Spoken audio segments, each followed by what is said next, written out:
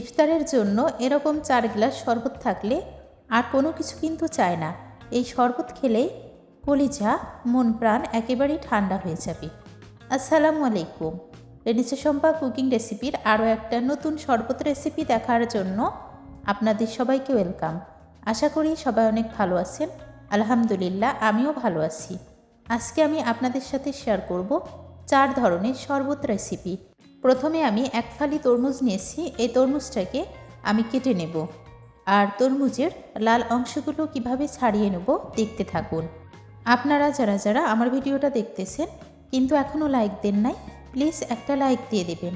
যারা যারা আমার চ্যানেলটি সাবস্ক্রাইব করেছেন সবাইকে অসংখ্য অসংখ্য ধন্যবাদ। আর যারা এখনও সাবস্ক্রাইব করেননি, প্লিজ সাবস্ক্রাইব করে আমার পাশেই থেকে যাবেন। আশা করি আজকের এই শরবত রেসিপিটা আপনাদের কাছে খুব বেশি ভালো লাগবে। ঘরে থাকা উপকরণ দিয়ে কিন্তু আমি আজকে 4 ধরনের শরবত রেসিপি তৈরি করব। বাসাতে বাচ্চা থাকলে রেসিপি তৈরির সময় তারা কিন্তু একটু ডিস্টার্ব করে। আমি এখানে তরমুজ কাটছি, আর রাফসান বাবু একটু নিয়ে নিচ্ছে বারবার তরমুজটা। আমি তরমুজ থেকে তরমুজের এই বিচিগুলোকে ছাড়িয়ে নেব। এবার আমি এটাকে গ্রিন্ডারে পেস্ট করে নেব। পেস্ট করে তারপর ছাঁকনির সাহায্যে ছেঁকে নেব। তরমুজের যে অবশিষ্ট অংশগুলো আছে সেগুলো আমি শরবতে দেব না। কোনো পানি দেওয়ার দরকার নেই, তরমুজ তো এমনিতেই পানি। তরমুজটা এখন আমি পেস্ট করে নিয়েছি, এটা ছাঁকনির সাহায্যে ছেঁকে নেব।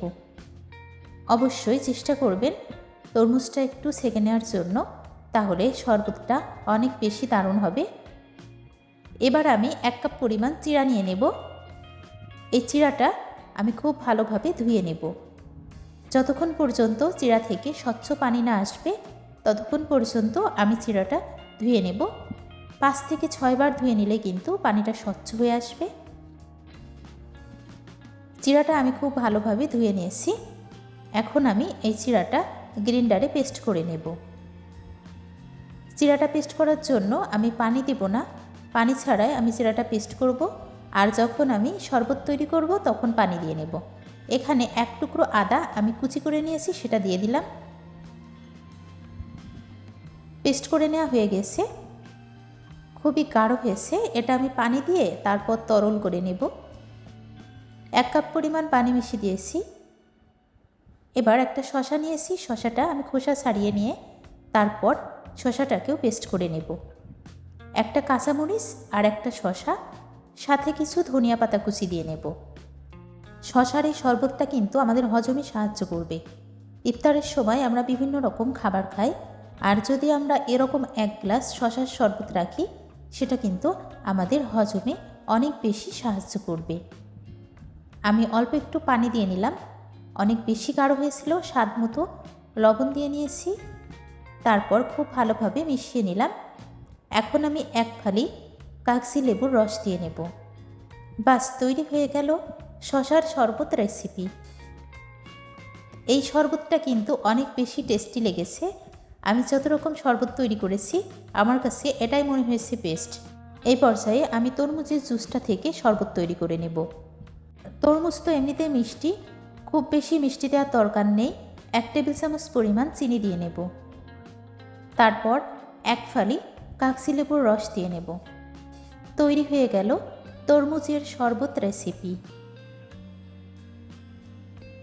এটা আমি রেখে দিলাম অন্য সাইডে। এবার চিড়ার শরবতটা তৈরি করে নেব। এই গ্লাসটাতে আমি 1 গ্লাস চিড়া পেস্ট নিয়ে নেব। এখানে আমি 1 চামচ পরিমাণ আখের গুড় দিয়ে নিচ্ছি। এটাতেও আমি স্বাদ মতো লবণ দিয়ে নেব। তারপর 1 ফালি লেবুর রস, স্বাদ মতো লবণ দিয়ে নিচ্ছি। তাহলেই তৈরি হয়ে যাবে ঠান্ডা ঠান্ডা কুলকুল চিড়ার শরবত রেসিপি। আর আমি শরবতটা তৈরি করতে যে পানিটা ব্যবহার করছি পানিটা কিন্তু ঠান্ডা পানি। এখানে আমি সজীব কোম্পানির ট্যাঙ্ক নিয়েছি, এটা ম্যাঙ্গো ফ্লেভারের। এই ট্যাঙ্কটা দিয়ে আমি আরেকটা শরবত তৈরি করব। এখানেও 1 টেবিল চামচ পরিমাণ চিনি দিয়ে নেব। তারপর 1 ফালি লেবুর রস চিপে দিয়ে নেব। এই ম্যাঙ্গো ফ্লেভারের শরবতটা কিন্তু অনেক বেশি মজা লাগে। আর ট্যাংটা যদি একটু বেশি করে দেওয়া যায় তাহলে টেস্টটা আরও ভালো আসে।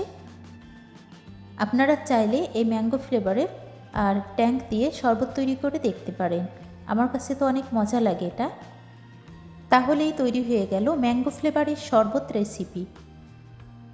আজকে আমি 4 ধরনের শরবত রেসিপি আপনাদের সাথে শেয়ার করতেছি।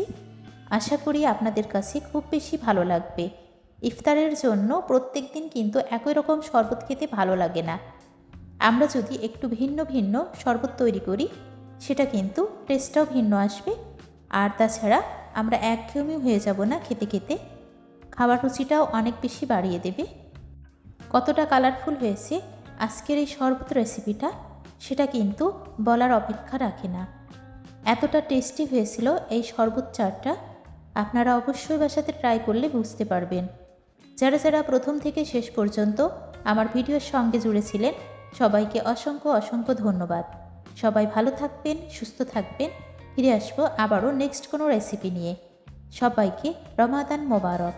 আসসালামু আলাইকুম। আল্লাহ হাফিজ। Thanks for watching.